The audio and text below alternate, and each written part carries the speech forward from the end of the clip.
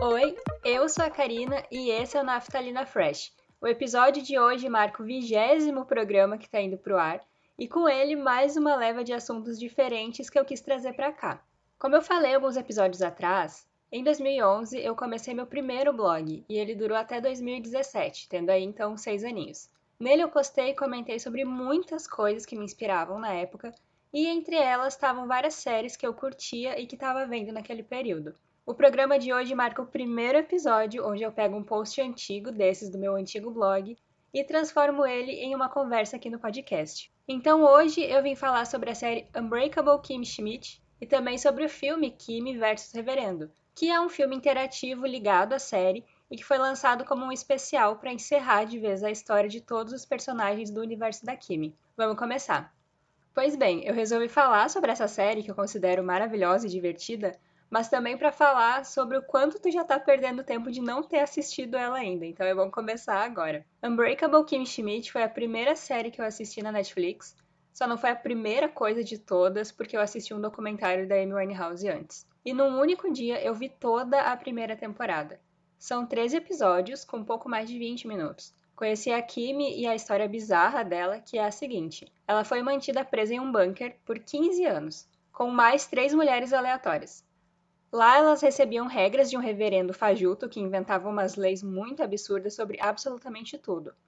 Como elas não tinham ideia do que estava acontecendo, a Kimi e as 3 mulheres, que são a Cindy, a Gretchen e a Dona Maria, achavam que estavam sendo salvas de um possível fim do mundo. Elas 4, inclusive, ficaram conhecidas como as mulheres topeiras, já que elas foram resgatadas saindo de um bunker debaixo da terra. A Kimi é bem divertida, muito atrapalhada e confusa por conta de tudo que ela viveu, né?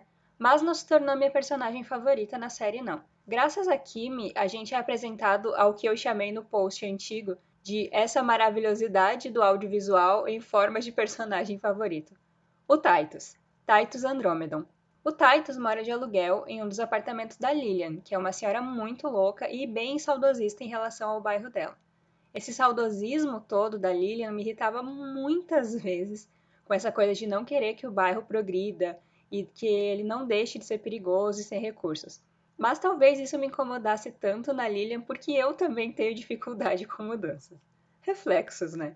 Mas voltando ao Titus, a série não deixa clara a idade dele, eu pelo menos não vi, mas a gente sabe que ele luta há muitos anos para ser reconhecido como ator e finalmente conseguiu um bom papel.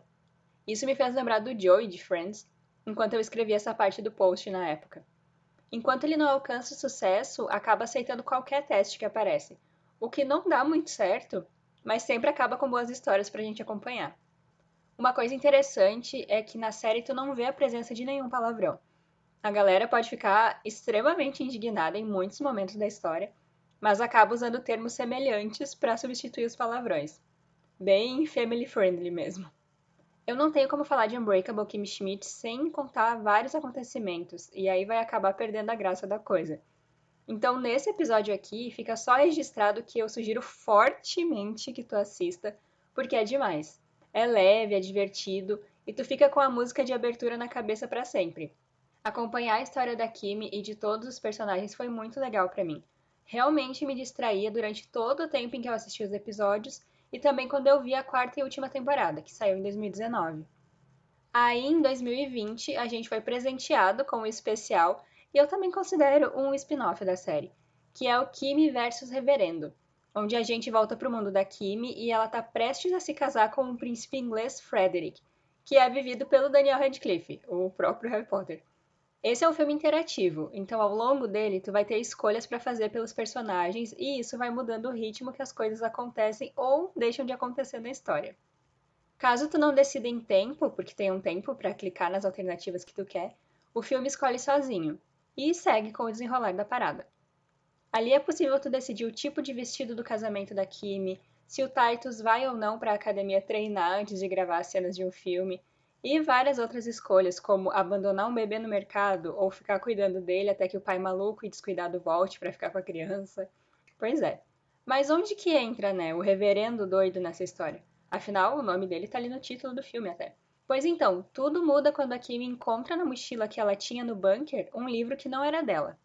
E que não estava lá na época do bunker também. Daí pra frente, ela tenta descobrir se era de alguma das mulheres que também foram presas lá com ela, ou se era coisa do reverendo e tinham misturado os pertences depois que todo mundo foi salvo de lá.